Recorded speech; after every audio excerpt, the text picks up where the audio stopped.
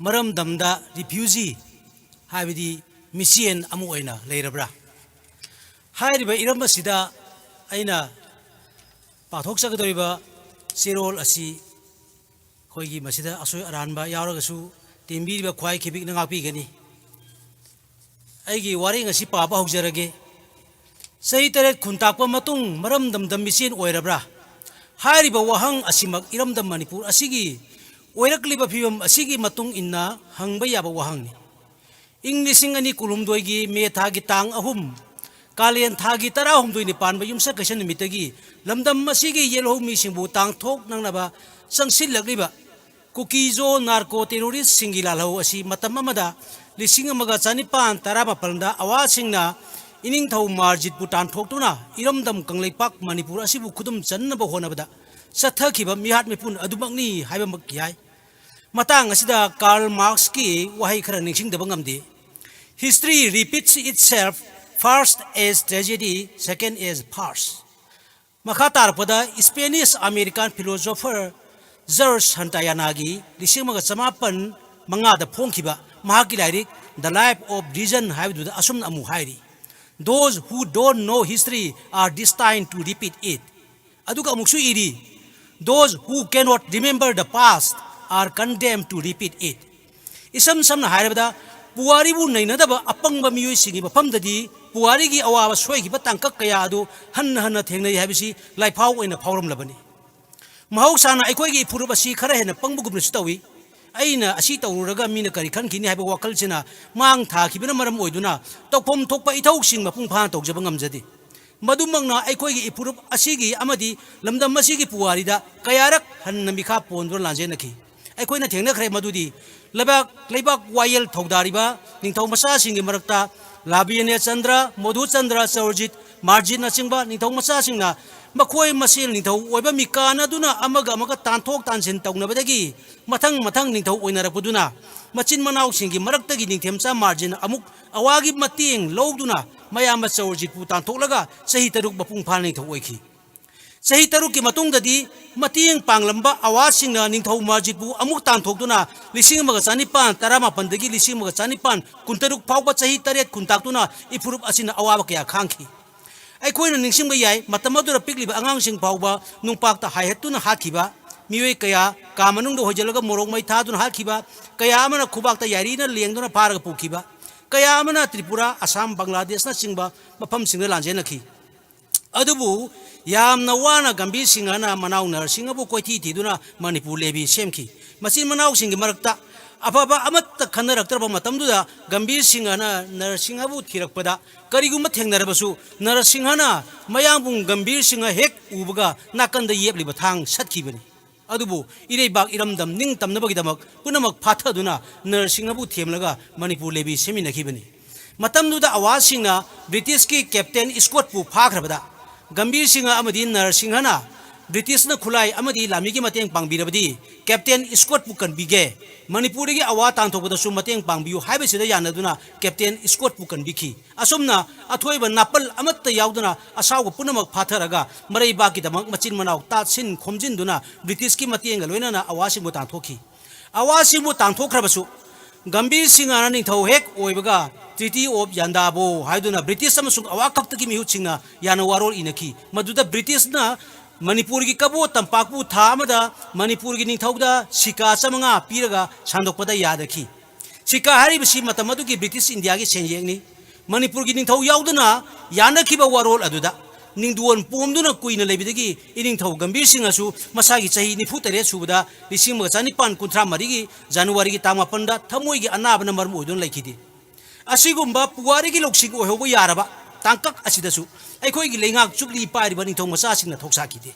lising machani pan maudrama thoida amuk khana leba ngali bani thong macha singna amaga mungnarakuna British ki mating lawrubadagi British ki makha amuk hana ponki matamaduda mamal yamlaba iramda masigi athoba kaya gi punsi loiki lising macha pal nifu teret ki August ki tang 13 dadi amuk khana ningkha tama phangjare aikoi gi lebak ngakpai kanglon kaya semjeduna mikhal tawraga mihut khanjeduna miyam gi lebak lengak amal lingba hore maduda miyoi khujok kharana Manipur da Bharat ta tingadabani haibigi iho amu hoba horakhi Bharat ki lochingba sinasu sani gi miyeng changba horakle मतमदुदा मियामगी वखलदा युमथंगनबा लेबा कयाना मणिपुर मिताबा हेलकपदगी भारत तिलबदी खरा फगद्र खलमसु याय असिगुम्बा चरांगनबा मतम असिददी इनिंगथौ बोरचंद्रबु शिलोंगदा कौरगा हानाना इथोक्तुना थमनबा Chirol अमदा खुयेक पिहलगा लिसिंग समापल निफुमापन की September की तांग कुमाथोइदा Manipur Bharat तिनख्रिबसे अदुबु लाउथोकपदी October की तांग 15 लाउथोखी मतमदुदा मथवाई नुंगाखिद्रबा इनिंगथौ बोरचंद्र की हक्चांग सोक्चिनबा होरखी लिसिंग समापल याखै हुमदोगी मार्च की तांग अहुमदा Burma की प्रधानमंत्री उनु अमसुंग भारत की प्रधानमंत्री जवाहरलाल नेहरू का अनिना यानदुना 15 सूबा चही चादगी मणिपुर की ओरकलब कबो तंपाकु बर्मादा नखै सेंगना पिथोखी मसी भारत की पार्लियामेंट अमदी मणिपुर की मतमदुगी लेंगाक खनरंबा तानरंबा लेते असिगुंबा निंखा तमना पालंबा मणिपुरना भारत की फिबानुंगदा हेक तिनखरबा मतुंगदा ओरकलिबा थौंगसिंग असिना इनिंगथौ बोरचंद्रसु मखल कयागी वखलेना मरम ओइदुना मसागी चही 93 सूबदा 1995 की डिसेंबर तांग 5 लेखिदे अखोई मियामना खलंबगा ओरकलिबा असिगा खेनरिबा मचत असिदगी अखोइना खंगले मदुदी इमा लेबाक इरमदंबु अखोइना ngakतना कनाना ngakपिगनी अखोइबु इतेक पांगबिरिबा मितोपसिंगना मसागी ओइजौ इथक फंगनबा होनबा नतना इरमदम असिगी करिगुबा फननबा समना मफै अमत्तसु होनबिरोय मतंग असिदा लाक्चनिंगलिबदी इरमदम मणिपुर असिगी येलौबि नतबा कना अमतना मणिपुर की मरमदा खनबिगिदबसु नते अमदी अखोइ मणिपुर की येलौमिसिंगबु कनबिरगदबसु नते हाइबसिनी अखोबु इतेंग पांगबिरंबा मितोप कयाना येगनबा ओनखिबा नत्रगा येगनबगा लोक्तुनदुना अखोइगी खोंगुल मुथननबा होनबा खक्तनी उरगलिबसे अखोइना सानी गानी खंगदबा कुकीसिंगबु मतेंग पांगबिदुना चंगजफम पिरुबदगी गसिदी भारत की मयो लेंगाका अनि पुनसिंदुना अखोइगी इफुरुब असिबु मालेमगी लेमाय असिदगी मुथननबा लोक्तुनरपगी ममीदो तारी हौजिक्ति अखोइगी इरमदमसे फाजिनबा याबा पुनसिनबा याबा मखै पुनसिनग्रे अखोइना महौसागुमना इसिंग मनुंगदा लेतुम थादबगुम इपंग पंग लेरबदी नाथोकपा वाखिगनी मणिपुर ब्रिटिशना लेबा ngakligei 1994 की मतुंगदा चिंगदना ब्रिटिशना लेबा ngakhi aduga tampakta nithongna लेबा ngahalamki मदुगी खाइदो खाइजिन की लेबा ngakloन अदो भारतना मणिपुर मखा समथावी अखोइना भारत की फिबानुंगदा तिलबसु मसिगी खाइदो खाइजिन असिदी Manipur land revenue and the land reforms act 1950 तंपा की मफम खक्तर सनहंदुर मखा चथरी मसिगी खाइदो खाइजिन असे हेन सेशननबैदमक कुंतरेलक सुबा 1950 सेमदोखिबा भारत लेंगा की सन कांगलोन की तांकक चहुम को 19 सीदा मणिपुर की चाकत थौरांगी मतंगदा खनगदबा असेंबली से अनि थोखनदुना हिल एरिया कमिटी हाइबा मसु हापसिली हाइरिबा इदुन लेरबा कांगलोन असिगी मतुंग इन्ना मणिपुर की असेंबली बु सिंगी अमसुंग तमगी हाइना अनि थोंना खाइदोक्तुना थबक तहोलगली खुदम ओइना मणिपुर की असेंबली ना खनदुना यारबा वाफम अमबु हिल एरिया कमिटी ने यारिंगद्रबदी थबक ओइना पांथोकपा यादे मसिमक अखोइना इमितमकना इकुई कुइदिंगदा मयक सेंगना उखरे मदुदी 2013 मणिपुर की assembly inner line permit system चनहनबा वारेप लौरकपदा हिल एरिया कमिटी की अयाब लौखिदे हाइदुना चयनबा थोखिबनी असिगुंबा चयनबा मयाम मरकसिदनी मणिपुर लेंगांगना येंगसिलुबा यादबा चिंगी लमसिंगदा म्यांमारदगी बांग्लादेशदगी अमदी नेपालदगी मितोप कयाना येपसिनदुना खुंदाबा होरखरिबसे असिगुंबा येलौमी नतबसिंगना हुरालानादा चंगलपसिंग असि मखोइगी होरफम नतबनिना येलौमी ओइरिबा अखोइदा अदुकी मति खुदोंग थिनिङाइ ओइ मतंग असिदा म्यांमार की डेमोक्रेसी लुचिंबी ओंग सान सूचीना 2013 की नवेंबर थादा हाइखिबा वाफम अमा निसिंगदबा ngamde मदुदी असिगुंबा लोन चंगलकपा मितोपसिंग असिना टेरोरिस्ट की थबक संतोरक्तुना मालेम असिदा मुंगनबा थोहले असिंगममगनी असिगुंबा सानिंगानी खंगदबा अफम मरांग खंगदबा मियोइसिंग असिना फोंगना हिंगबा ngamdabana maram oiduna masi marumda changduna nisagi makol semgalei aduba hojikti लो मपू योंगना तानबा हाइबदुमा ओइदुना भारत लेंगा की चनरोल की तांकक अहुम सुबदा मियेंग थमलगा येलो मिसिंगबु मणिपुर की वांगवदा इंथोंगनबो होदरकले भारत के मनुंगदा लेबा स्टेट अमबु भारत लेंगांगना मचित कया थोंगना सेगाइबा ngami parliament may form a new state by separating territory from any state uniting two or more states or merging territory to part of any state मसीगी तांकक असीगी मंगम अदो सिजिनदुना इकुई कुइदिंगै बमांगदसु आंध्र प्रदेश अमसुंग काश्मीर अनि थोंगना सेगाइखिबा अखोइन उखरे असिगुंबा state अमबु हेक्ता सिंकुप साना सेगाइबा ngamliba अइबा तांकक असीगी हेक मतुंगदा मणिपुरददी चनरोय हाइबा वाफम मतंग हापसिललु हाइबा मियामगी खोलाउसे ngasi फावबा अखोइगी मिहुत अमतना इंदुना चतरी अदु ओइरबदि आई बसंदरोल असिगी मतुंगिना मणिपुर बु काहलोय हाइबा वाफम से लिसिंग लक हाइदुनसु लांगतक नबदि लेबखिरोय दौरी मसिदगे अखोयना खंगले मदुदि अखोयगी मिहुसिंग असे मरै बाकु कनगी हाइना थोरकलिब्रा नत्रगा मसातगी खल्ले थोरकलिब्रा हाइबदो मणिपुर भारत तिनकिबा इकुई कुई खिदिङै लिसिंग मगा समापन यांखै माथोय फावदा मणिपुर की पाक चावबसी स्क्वायर किलोमीटर लिसिंग कुनिथोय चहुम गा यांखै तरु ओरमदो लिसिंग मगा समापन हुमद्रा माथोय की मतुंगदगिदि लिसिंग कुनिथोय गा चहुम गा कुतरेता हंथरखरे लिसिंग कुनिथोय चहुम कुतरेता हंथरखरे तंपाकी सरुना स्क्वायर किलोमीटर लिसिंग अनिगा सनी कुंथा निपान हाइबदि अपुनबा सरु की चादा 9.8 अदुगा सिंगी सरुना स्क्वायर किलोमीटर लिसिंग कुन सुमना मरिफु मापल हाइबदि अपुनबगी चादा मरिफुद्रा दशमिक सिनो अहुम ओइरी अदुबु मणिपुर बु कनगदबा येलोमी ओइरिबा अखोइदि MLR and the LR एक लिसिंग मगा समापल हुमफुना पिखरबा चादा तरा फादबो फम असिदा ngari नमगो नमसिनदुना हेंदुहनबा याहनना फाजिलगा थमली अदुगिसु मथक्ता इंडियन कॉन्स्टिट्यूशन ना येलोमी इंडिजिनस पीपल हाइबसी मसक खंगदे भारत के मफम अमगी येलोमी हाइबसे ट्राइबल सिंबुनी हाइदी the Indian constitution recognises indigenous people as scheduled tribes, granting them special protections and rights under various articles, particularly through the 5th and the 6th schedules. Masi khakta tana tongan ba singka khara su yauri. Scheduled tribe khakta na dam sigi yelomi ni haibu oirbadi. Mathai thai na lai gi haktak ta gi lerlaba yelomi oirba ekoi na ngasi di Bharat ki phiba nung sida mitop oiduna pikhraba tampaklam masida kasum sangna thamagum phajin durun thambiri. सही हुमद्रा हेना भारत पुनर लाकवा सिदा मसी खंगबिबा इरमदा मणिपुर सिगी लुचिंगबा कना थोरकलिबगे हाबसे हंगबा याबा वाहंगनी मणिपुर बु भारत त तिरंखरबा मतुंगदा मणिपुर बु भारत की मयो लेंगांगना लंबीदगी फादुना पुरकपा येना खादा पुंदुना थंबा मपु मसा खंगद्रिबा लमगी सन अमा ओइना लौरिब्रा हाबसी जुचिंगने लिसिंगमगा समापल हुमद्रा मापल लिसिंग अनि अदुआई मतमदा भारत न रिपब्लिक ओइखिबा जनवरी की तांग 19 की अयुक अमदा दूरदर्शन की थरोमदा मसंग मतोक्संग खोलंबी नहा ओरिबी नपी अमना भारत की ngमखैबु सैथाबा सैरे मचा अमकक थीखी मदुदा भारत की ngमखैबु कश्मीर से कन्याकुमारी गुजरात से बंगाल हाइखी भारत की मियोय मिलियन कयाना मियेंग तारिबा टेलीविजन की थरोम अदुदसु इपोंग पोंगना नोंपोक भारत की सरुग मखै नाथाइदुना थमनोंकी मसे भारत की मपुंग फारबा मियेंग अदु मपान उथोकपनी हाइना लवी अतोपा वाफम अमना हाना मणिपुर की DGP ओरम मिसक अमना फोंदोरपदा कुकीजो नार्को टेरोरिस्ट सिंगना भारत सरकार का वारी सानाद्रिङैदा असम राइफल्स ना मणिपुर पुलिस की DGP दा कुकी सिंगा खुद थारंदबगी नकल अनिगी ओबा यानबा अमा लेरे मरम अदुना कुकी ला लोबसिंगी मथक्ता खुद थागनु हारखिबा लई हाइरी मरम असिना कुकी सिंगना अरामली सिंग सिंग तौरबसु हौजिक फावबा असम राइफल्स ना सिन कुकीजो नार्को टेरोरिस्ट सिंगबु कननबु होनरिबरी मतम अमदा इनिंग थौ चंद्रगिति की सना हक्तक्ता कौब्रू सिंह मनाक नकना लेबा इमुंग सिंगदा लमगी सा सिंगना अकी अखंग पीरबदा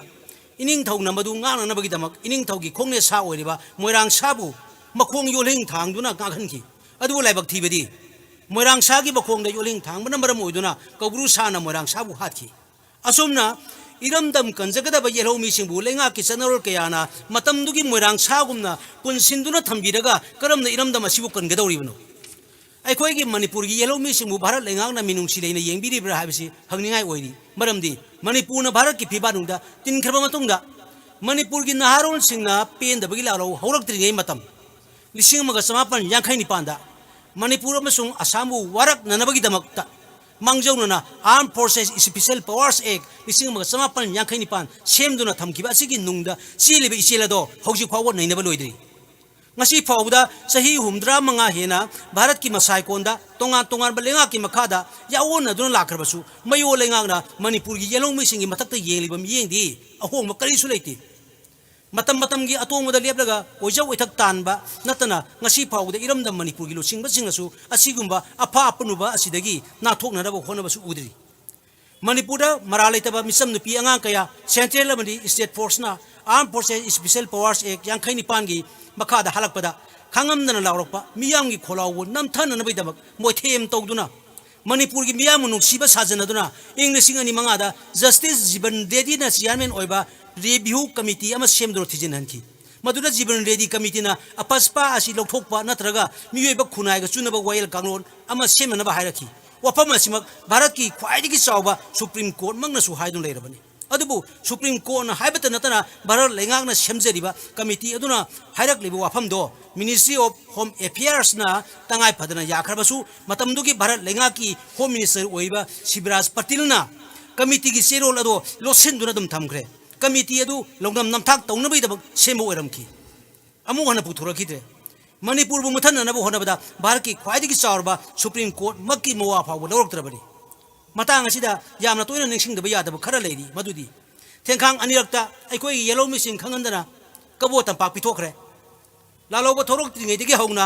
पोक्त्रिबा अंगांग अमगिदमक थांग फेंगदुना थम्मगुमना armed forces special powers act 1957 Assam and Manipur सेमदुना थमख्रे अहुम सुबदा MLR एंड LR एक्ट 1957 येलो मिसिंगबु हेंदोक हंदना पुनसिंदुना थम्बिरे मरी सुबदा इंडियन कॉन्स्टिट्यूशन की आर्टिकल 363 सीना मणिपुर की असेंबली सु अनि थोकना खाइदोकले मंगा सुबदा मसीगी खुदोंचाबा सिगी बतुंगिना नारोंदा हुरा लानादा चंगलक्पा मिटोप सिंसु येलो मिनी हाइना सखंगले तरुक सुबदा इरमदम मसीदा लाइगी हक्तक्तगी लेरक्लबा येलो मी अखोइबु इंडियन कॉन्स्टिट्यूशन की मतुंगिना येलो मी नत्रे हाइदुना इरगा थमख्रे तरे सुबदा हौजिक्ति मिटोपना अखोइबु तांथोंनानबा लाल होरगले असोमना अखोई येलो मिसिंग असिदी इसा खंगजदना इरमदम असिदा लांजेनदुना लेरमले अखोइगी खोंगदाफम लेरमद्रे हौजिक इरमदम असिबु कननबिदमक अखोइना अखोइगी मिहुत खनब मतमदा इरेइबाकीदमक खल्लगा सेक्शनबम थोकदो सेक्शन जद्री मिखलगी मतमदा निशा पिजरगा चा खांगलगा लुपा खरदा मिका हलगा इरनागी वखलदा अखोइ पंगथरी असोमना मिहु ओइखिबा लुचिंगबसिंग अदुना हौजिकसु मखोइ मसेन पुनसिन अदुना इरेबा असिबु कनबगी महुता अमगा अमगा हुन्नदुना मराल सिनदुना तोखाइ ताबगी ममी मयक सेंगा तारी मसिमक लमदम मसिगी मियामगी वखलोनगी ममी अदुमकनी इरमदम मसिगी मियाम मरक्ता चादा मैफुद्रादी अनैबे इचेल ओइना सेली पुवारी के तांककसिंगदा लिंजेन मानदबदगी इरेबा असिना थेंखांग कयारक माइथिखिबदो निंगसिंग रुबं ngamdri मयो लेंगांगनसु खुंताक लानसिरबा एको येलो मिसिंगबु ngakpi सेमिबगी महुता महिक ओइरबा मिरम मसा ह्यूमन भाइरस सिंग असिगी मिचंगदा वा कयारक nganglakibata natana bharat ki lami singna ekoi yellow mi singda yengliba miyeng ekoina kayarak uduna ta lakrabani ekoina phong sariba thokdok amo oina lisingani kulumdogi me ahomdagi mitei sing matakta kukizo narco terrorist singna satharagiba lan matungdagi hojik pawba sahi ahom pharaka doraba asi pawda bharat lenga ki makhada leiba national highway singda mitei sing chatpa yahandri tuminna nokduna yengli haukiba sahi lisingani kunmanga gi mege tang au kunda Ukhrul पांथोपा Siroli कुमैग मैलेना चतखिबा पांगमीसिंगना तोंगबा बसता मणिपुर हाइना थाबबु भारत की गांगसे लानमीसिंगना मुथतखिबदा मयोंग लेंगाकना करिसु तौखिदबनी सिंगी असोंगबा मरक्तगी कुकीसिंगना बोम अमदि नोंमै कापसिलकलगा मफमदुदा थीब हुंबगी महुता बोम अमदि नोंमै मरुना तारी मफमदुदा ओइना मिफान पुन चथननबा होनखिबा क्यारकसु उनखरे हौजिक थोलिबा इरांग सिगी मनुंगदा अचिपगी खुदोंचाबा लौरगा law and order ngakpada tingbangna लेरिबा इंडियन आर्मी सिंगना कसापार की बफम अमदा खामनो थमलिबा गाड़ी मई थारंबा अमदी न्यू चेकोन युम मई थाबा होरंबगी थोंगसिंग थेनखिबनी मसी खक्तनतना सी मिनिस्टरना खुदोंग थिबा तारबा मफमदा चंगे तौबदा मयो लेंगाक्तगी अथिंगबा थमलखिबगी पाव कया पावसे सिंगना फोंगनख्रबनी मदुगी वहान थोक अदुना मपान थोक्त्रबसु मियामनदी लोइना खंगनै मसीदगी हेनबा कया कयासु लेरी मदु लोइना नैनरबदी लोइबा खमन नायरोय खुसु खुलाय अमसुंग लामी की मपांगन कलबा मालेम के लिबाक सिंग मनुंग दमकोक मथंग चनबद यावरिबा भारतना अतई अतोप भारत की स्टेट सिंगदा मिरै बांगना लम हेजिलपदा मायोक ननबा सेम सारिबा अदुगुमना मणिपुर तौदे मिरै बाग मसा सिंगना मणिपुर की ngamkhai थुगायरपा ओपी थाबा खुसु खुलाय पायदुना अनलोफुल एक्टिविटी मयाम चथदुना मिसम हाटपा लंबी थिंगना सिंगबा क्या तोरपदा ममई मक्रांगदा लोसिनदुना लेरिबा असिमक हानदगी हौना येंगदुना लाकपा मियेंग अदु होंगलक्तरी हाइना ताकपगुम तौरी मसीदा अखोई मियुसिंग असिना वखल खंथबगी महुता मखुट लोनदुना तुक्थदुना लेरी मसे अखोई मिकप थोलपगी खुदम नत्री अखोई हौजिक मंगलाक नरीबनी तरापन सुबा सही चागी अंगनबदा सही तरेत खुंताख्रब मतुंगदा अखोई मियाम ngasisu matik chaba luchingba leitabadagi kumathoi suba sahi cha asidasu misin oina hingkhiba tari punumapu khurumjari mang